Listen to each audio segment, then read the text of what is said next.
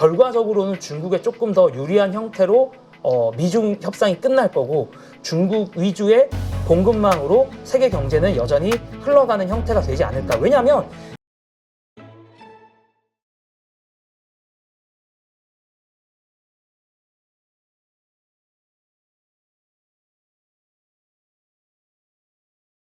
영국과 미국의 그 첫 번째 관세 협상 이게 타결이 됐다. 그래서 이제 또 증시가 올라가는 하나의 요소가 되기도 했는데 어떻게 보십니까? 근데 이제 이게 좀 다각도로 볼 여지가 있더라고요. 그러니까 일단 많은 분들이 오해하시는 것 중에 하나가 이제 사인까지 했다. 이렇게 생각을 하는데 사실 사인을 한 건 아니더라고요. 사인을 한 건 아니고 근데 이제 그 영국의 총리도 이제 같이 그 스피커로 참여하긴 했거든요. 그러니까 스피커폰으로 참여한 걸로 봐서는 이제 양측 다 큰 틀에서는 합의가 됐고 네. 다만 세부 사항에서는 어떻게 될지 모른다라는 여지가 일단 여전히 남겨 있습니다. 그러니까 트럼프가 사실 마음이 급한 거예요. 오버했네. 그렇죠. 왜냐하면 사인도 안 했는데 그걸 지금 발표를 먼저 한 거거든요. 네. 그리고 그 블룸버그 기사에서 약간 그 TMI 같이 나온 게 있는데 원래 영국은 목요일 날 발표를 하려고 안 했대요. 네. 왜냐하면 그 영국 총리가 그 아스널이라는 축구팀을 좋아하는데 네. 그 축구 경기가 목요일 날 있어서 되게 디테일하더라고. 그 블룸버그 기사가 되게 디테일했는데 영국 그 총리가 축구 경기를 봐야 되니까 그거에 집중하느라고 목요일 날 원래 발표를 안 하려고 했는데 트럼프가 좀 이 발표 시기를 앞당긴 거죠. 그래서 발표를 한 거고 그마저도 사인이 안 된 발표다라는 것도 일단 있는 것 같고요. 다만 그럼에도 불구하고 이 발표 자체가 전 되게 의미가 있다고는 생각하는 게 우리가 되게 궁금하지 않았습니까? 그러니까 트럼프는 도대체 뭘 원하나?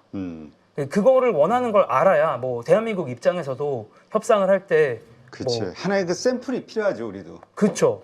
그래서 그러면 미국은 뭘 원하고 우리는 뭘 줄 수 있고 뭐 어떻게 조율할 수 있을까에 대한 첫 번째 샘플이 이제 어쨌든 좀 큰 틀로 드러났다는 게 의미가 있고요. 그래서 조금 디테일하게 보면은 영국 입장에서는 어떤 이득이 좀 있었냐면 영국에서 자동차를 좀 수출을 하거든요. 근데 이제 사람들이 영국에서 자동차를 만들어? 이렇게 생각하실 수도 있겠지만 뭐 레인지로버, 제규어 아니면 뭐 에스턴 마틴 약간 좀 고급 차들 이런 거는 영국에서 여전히 좀 만들거든요. 네. 그래서 그런 영국산 고급 차에 대해서 쿼터가 있긴 하지만 이제 관세를 좀 낮춰주는 걸로 이야기가 됐고요. 그리고 영국이 또 철강도 좀 일부 수출을 하더라고요. 그래서 영국이 이제 이런 수출하는 거에 대해서 관세를 낮추는 걸로 이제 미국이 좀 해줬고 또 미국 입장에서 뭘 좀 얻어갔냐면 미국이 농산물을 좀 수출을 하는데 이제 미국산 농산물에 대한 관세를 좀 낮추는 거 그리고 미국의 이제 그 비행기 회사 중에 비행기 제작하는 회사 중에 보잉이라고 네. 있지 않습니까?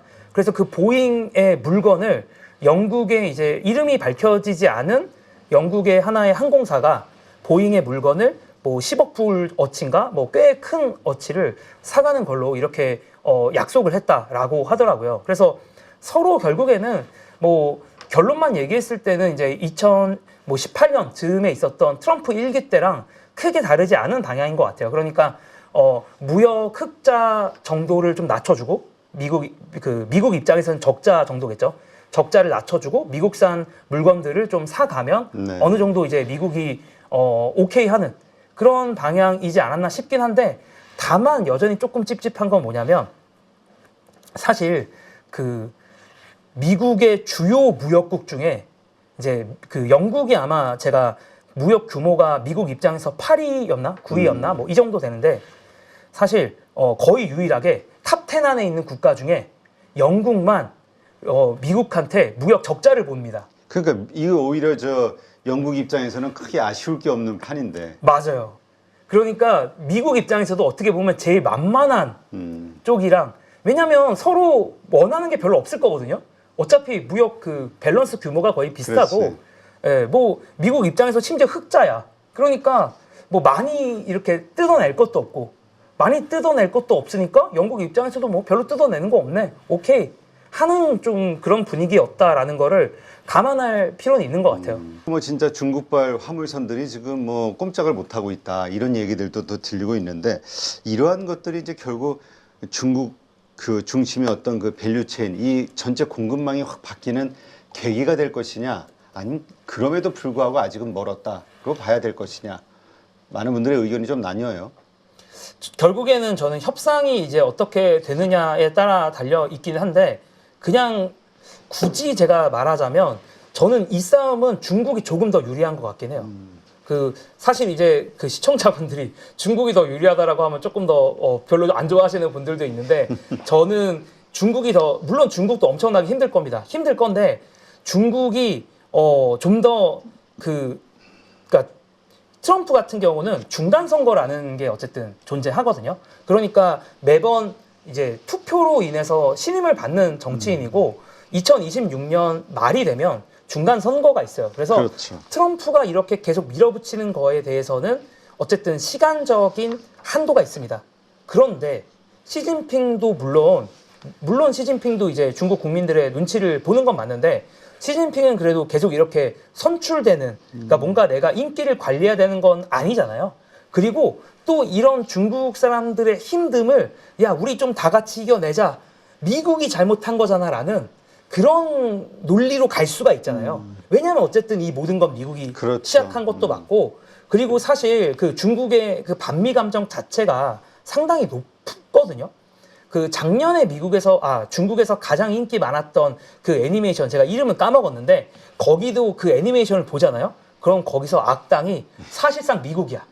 그러니까 그 정도로 그런 애니메이션이 중국에서 흥행을 할 정도로 이미 중국 내에서는 반미 감정이 있으니까 시진핑이 잠깐의 이 어려움을 저는 충분히 중국 국민들을 다독거리면서 버틸 수 있다라고 어느 정도 생각을 합니다. 네. 그런 또 체제이기도 하기 때문에 그래서 저는 조금 더 중국이 이 미국보다 특히 시간에 대해서는 더 유리한 점이 있기 때문에 결론적으로 이 질문에 대해서만 대답하면 이 협상 자체도 결과적으로는 중국에 조금 더 유리한 형태로 미중 협상이 끝날 거고 그럼 결과적으로 다시 중국 위주의 공급망으로 세계 경제는 여전히 흘러가는 형태가 되지 않을까. 왜냐하면 이 공급망을 그렇게 바꾸는 게 쉽지가 않아요, 사실. 그렇죠. 이 밸류체인 그 관련된 협력 업체들 이거 같이 이렇게 옹기종기 모여 있어야 되는데. 그렇죠. 그럼 어떻게 다 미국으로 갖고 와? 이게 쉽지가 않거든요. 그래서 뭐 원료를 갖고 오는 것도 있고 협력업체를 갖고 오는 것도 있고 그리고 이미 중국은 이미 수많은 인건비도 비싸지 않은 데다가 자동화도 엄청나게 잘 돼 있거든요. 그래서 이거를 갑자기 갖고 오는 거는 말이 안 된다. 그냥 어느 정도 협상을 하면서 끝낼 거고 결국엔 어떻게 보세요? 이제 지금 그동안 증시도 좀 많이 빠졌다가 지금 어느 정도 좀 회복이 좀 됐는데 뭐 국제시장은 아직도 헤매고 있고 이것이 좀 좋아질 개연성들 이제는 트럼프의 말 이제 별로 크게 그 신경 쓰지 않고 갈 길을 갈 거라고 보시나요? 아니면 계속해서 영향을 미칠 거라고 보시나요? 저는 계속해서 영향을 미칠 거라고 생각하고 일단 제가 기본적으로 갖고 있는 시나리오는 트럼프 1기 때랑 좀 비슷한 것 같아요. 그러니까 트럼프 1기 때가 어떻게 됐냐면 그 중국과 미국이 무역 갈등이 있으면서 증시가 정말 계속 왔다 갔다 했거든요. 그래서 이 모든 무역과 관련된 문제가 정리가 되기 전까지는 사실 그러니까 S&P 500 기준으로는 전고점을 좀 도전하기에는 개인적으로 좀 무리고 오히려 박스권으로 가지 않을까.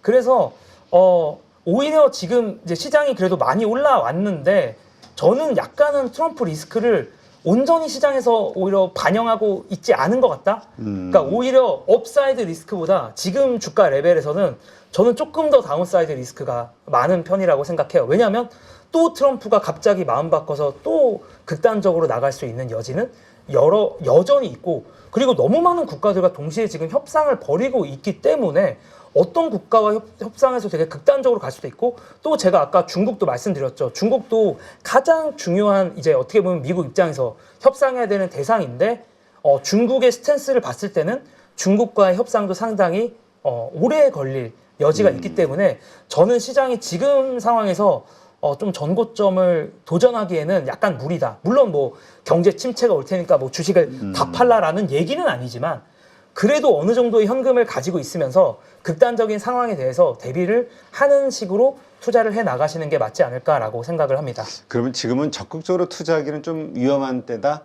봐야 될까요? 네, 그렇게 저는 생각을 하고 현금 보유 비중을 한 어느 정도로 봐요? 뭐 이거는 결국 사람의 투자 스타일마다 그치. 전 우리 다르다고. 단테는 저는 한 30% 정도는 지금 현금으로 가지고 있는 상황이긴 그래도 합니다. 70%가 주식이면은 비중이 꽤 되네요. 아, 그렇죠. 근데 저는 이제 보통은 한 90% 정도는 들고 가는데. 네, 저는 보통 이슈가 없을 때는 90% 정도의 주식을 들고 가는데 10% 정도만 현금이고 이제 20%는 뭔가 문제가 생겼을 때 대응하려는 10%인데 지금은 저는 그래도 현금 비중을 꽤 많이 늘렸고 또 포트폴리오도 약간 그런 식으로 많이 바꿨어요. 그러니까 트럼프의 영향을 좀 상대적으로 덜 받을 만한 주식들, 뭐 예를 들어서 나이키나 뭐 이런 온러닝이나 그러니까 이 신발 회사들인데, 그러니까 이런 것들은 다 그 동남아나 뭐 중국에서 만들거든요.